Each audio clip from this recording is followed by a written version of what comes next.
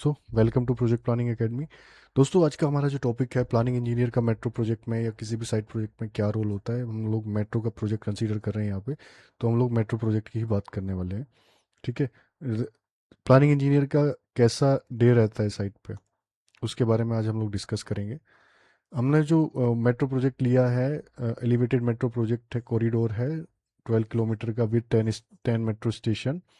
Project की जो value है, कॉन्ट्रैक्ट वैल्यू 1000 करोड़ है। 36 मंथ ड्यूरेशन है। ईपीसी कॉन्ट्रैक्ट है हमारा यहाँ पे। ईपीसी मेनली क्या होता है दोस्तों? Engineering procurement and construction.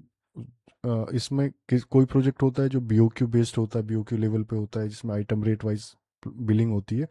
EPC project होता है जिसमें ओवरऑल चीज़ें कॉन्ट्रैक्टर की होती है, engineering procurement and contract construction. Major work क्या होता है हमारा? Piling, pile caps, piers, pier caps, segment erection and station structure work. Casting yard में हमारा सेगमेंट कास्ट होता है, launching girder erection, span at night. ये client plus general consultant every report the planning team produce. अब हम लोग बात करेंगे प्लानिंग इंजीनियर का क्या कैसा रूटीन रहता है। मैंने एक जनरल रूटीन पकड़ा हुआ है। मेनली कॉन्ट्रैक्टर कंपनीज में, मेट्रो प्रोजेक्ट में 12 आवर्स की ड्यूटी रहती है कॉन्ट्रैक्टर कंपनी में। 8:30 तक सभी स्टाफ 8:30 तक सभी स्टाफ साइट पे आ जाते हैं, ऑफिस में आ जाते हैं। तो सबसे पहले क्या करते हैं, नाइट शिफ्ट में जो भी वर्क हुआ है उसको रिव्यू करते हैं। फिर प्रीवियस डे का डेटा कलेक्ट करते हैं, बाय साइट पे कॉल करके इंजीनियर्स को कॉल करते हैं या व्हाट्सएप ग्रुप से चेक करते हैं। और डीपीआर प्रिपेयर करके डीपीआर क्लाइंट को सेंड करते हैं, अपने मैनेजमेंट को भी सेंड करना पड़ता है। साइट विजिट फ्लेक्सिबल है, पर डे भी पर डे करना चाहिए, नहीं तो मेनली वीक में 2 या 3 बार करना चाहिए। Look ahead plan, sorry, and schedule update. Primary P6 में डेली अपडेट करना रहता है। हम लोगों ने थोड़ा डिटेल में रखा है यहाँ पे, नाइट शिफ्ट रिव्यू में क्या क्या शिफ्ट रिव्यू करते हैं। जैसे हम लोगों ने नाइट में प्लान किया था मेट्रो इरेक्शन, हमने सेगमेंट इरेक्शन प्लान किया था। तो 11 PM के बाद ही हमको ट्रैफिक, क्योंकि जो हमारा मेट्रो प्रोजेक्ट होता है वो सिटी में रहता है, क्राउडेड सिटी में रहता है, तो ट्रैफिक हमको ब्लॉक करना रहता है, ट्रैफिक मूवमेंट, ट्रैफिक को डाइवर्ट करना रहता है। तो परमिशन हमको आफ्टर 11 PM या 12 AM के बाद ही हमको परमिशन मिलती है काम करने के लिए। हमने जैसे सेगमेंट 8 सेगमेंट नाइट में प्लान किए और हम 5 इरेक्ट कर पाए, तो उसका रीज़न क्या रहा? 2 आवर्स क्रेन हमारा ब्रेक डाउन हो गया, या हमारा लॉन्चर में कोई प्रॉब्लम आ गई, तो वो सब चीज़ें हम लोग कंसीडर करते हैं। ठीक है। Progress collection, phone and WhatsApp group, जैसा कि मैंने आपको बताया था। तो हमारे पास क्या क्या साइट पे काम हुआ है, क्या हमने प्लान किया था, वो सब हम लोग डेटा साइट से लेते हैं। व्हाट्सएप ग्रुप में साइट इंजीनियर अपडेट करता है, तो वहाँ से भी डेटा कलेक्ट करते हैं। और अगर कुछ डाउट रहता है तो साइट इंजीनियर से भी फ़ोन पे कंसीडर को करते हैं। जैसे हमने टुडे प्लान किया, 6 पाइलिंग प्लान किया, 2 पियर्स, 5 सेगमेंट इरेक्शन प्लान किया, 40 cubic metre station concrete, slab concrete या बीम कंक्रीट, कुछ भी हो सकता है। नंबर मिसिंग और doubtful, call call the front engineer directly, never assume. कभी भी एज्यूम नहीं करना चाहिए, अगर कोई डाउट है तो डायरेक्टली साइट से कंफर्म कर लेना चाहिए। Cross check with the batching plan, dispatch and casting yard records before believing any number. Suppose हमने इंजीनियर से डेटा कलेक्ट किया, फिर हम लोग एक बार कास्टिंग यार्ड की जो हमारी रिपोर्ट आती है, कास्टिंग यार्ड से भी उसको क्रॉस चेक करेंगे कि हमने 200 क्यूबिक मीटर हमने साइट से हमको डेटा मिला है, और हमारा इतना डिस्पैच हुआ कि नहीं कंक्रीट। सपोज 190 हमारा क्यूबिक मीटर डिस्पैच हुआ, तो हमने 200 कैसे कर दिया, तो वो सब क्रॉस चेक करना रहता है। DPR send to client and management, the flexible deadline of DPR must reach client on management by 11 am। ये ऐसा कुछ हार्ड को रूल नहीं होता कि 11 AM तक पहुंचना चाहिए, 11 AM के बाद नहीं कर सकते, 11 AM से पहले नहीं कर सकते। मेनली अच्छा होता है कि 10 से 11 के बीच में डीपीआर हमारा अपडेट होके क्लाइंट को पहुंच जाना चाहिए, क्योंकि डीपीआर एक ऐसा प्रोग्रेस है कि जो हमको डेली, डीपीआर ऐसा फॉर्मेट, ऐसी एक एक्टिविटी है जो हमको डेली क्लाइंट को सबमिट करना रहता है। DPR shows 4 levels, mainly DPR के सबके फॉर्मेट अलग अलग होते हैं, लेकिन जो मेनली अच्छा फॉर्मेट रहता है, टुडेज प्रोग्रेस उसमें होना चाहिए, वीकली प्रोग्रेस होना चाहिए, मंथली प्रोग्रेस जो करंट मंथ की है, करंट करंट वीक, और वीकली प्रोग्रेस करंट मंथ की ही रहती है, और क्यूमुलेटिव प्रोग्रेस हमारा अब तक, जैसे मान लो हमारा 12 मंथ्स हमारा प्रोजेक्ट चल रहा है, 12 मंथ्स हुआ है, तो क्यूमुलेटिव में हमारा अप टू डेट प्रोग्रेस आ जाता है। प्लस उसमें labour report, equipment machinery report, और अगर हमारी साइट पे कुछ इशू हैं, कुछ हिंड्रेंसेस हैं, जैसे सपोज पीयर नंबर 61 to 62 का आरओडब्ल्यू हमें अभी तक हैंड ओवर नहीं हुआ है, हमारा इरेक्शन फ्रंट ओनली 9 डेज का बचा है, तो वो हम डीपीआर में कंसीडर करते हैं। उसके लिए लेटर भी हम लोग सबमिट करते हैं, बस डीपीआर में हमारे पास सेक्शन होता है, या नोट में कंसीडर कर देते हैं, या एक अलग से शीट बना देते हैं, जैसे साइट इश्यूज़ की एक अलग सीट बना दी। वो डिपेंड करता है कि हमारे पास क्या फॉर्मेट है डीपीआर का, क्लाइंट से अप्रूव होता है डीपीआर का फॉर्मेट, उसी उसी उसमें हम लोग क्लाइंट को शेयर करते हैं, उसी फॉर्मेट में।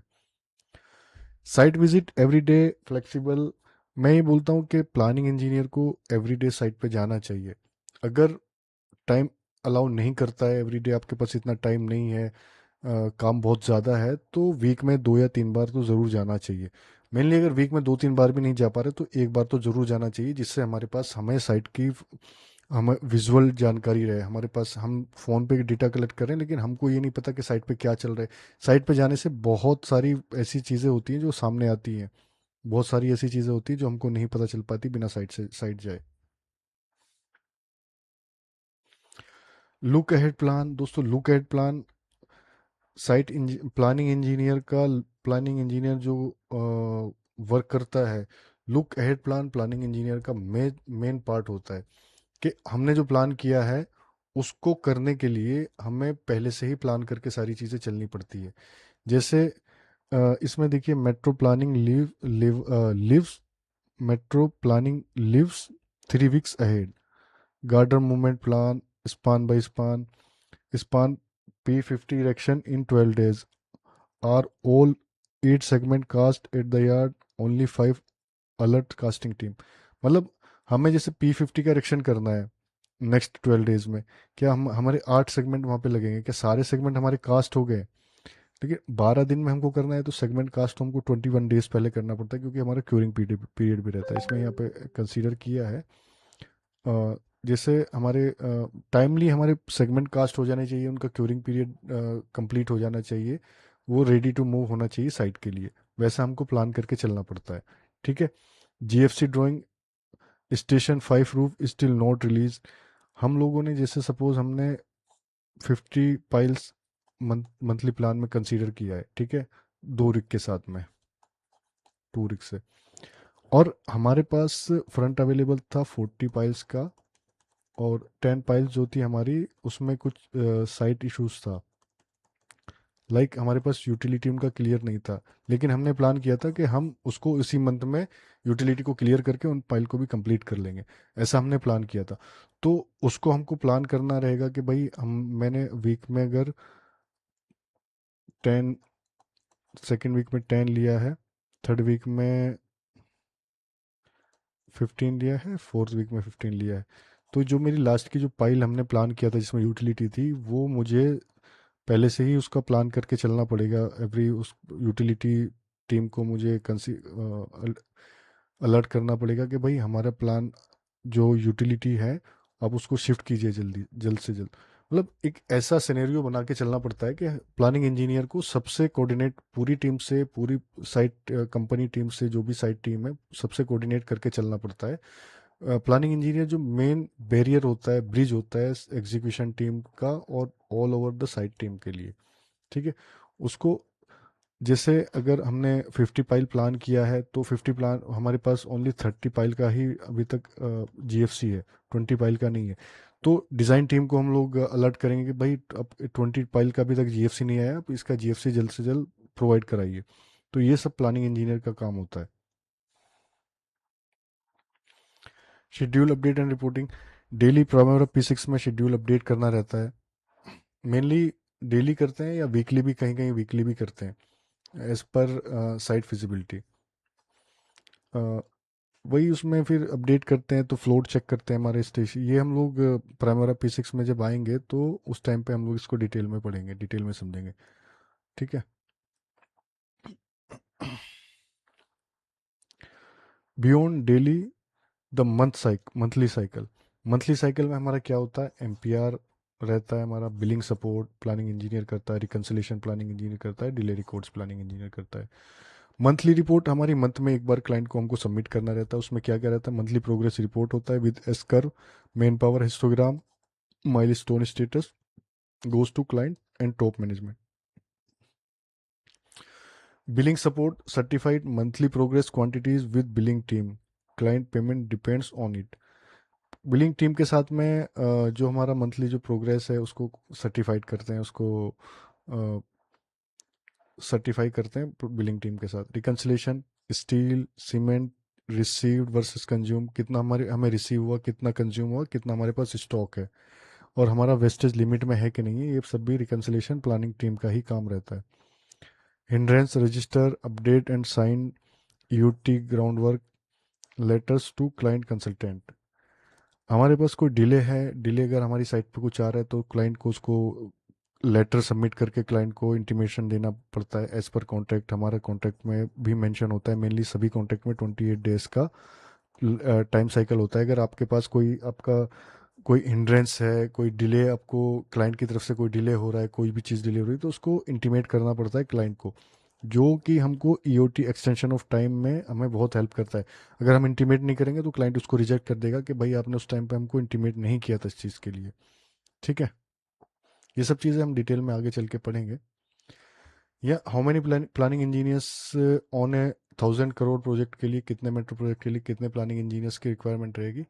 Contractors planning department, as per contract 6 to 9 people की रिक्वायरमेंट रहती है। Planning head 12 to 18 month 18 years experience, 1 numbers। Planning manager 9 to 14 years experience, 1 number। Assistant planning manager 6 to 10 years, 1 numbers।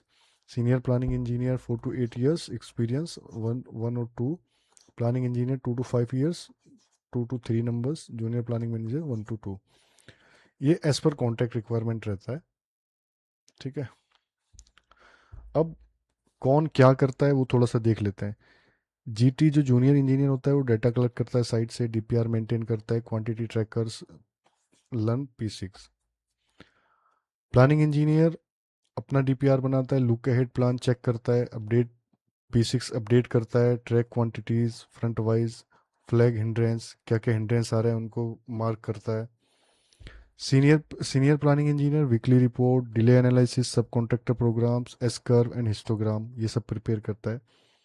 Assistant manager MPR monthly progress report, baseline revision, baseline को time time पे revision करना पड़ता है हमको। Client consultant correspondence, claim data. Manager EOT claims, cost and cash flow, forecasting, interface with client planning team, ये manager की responsibility होती है। EOT extension time, cost and cash flow, forecasting, ये सब प्लानिंग मैनेजर का काम होता है। Planning head strategy, contractual position, top management, reporting, protect the site, protect the project.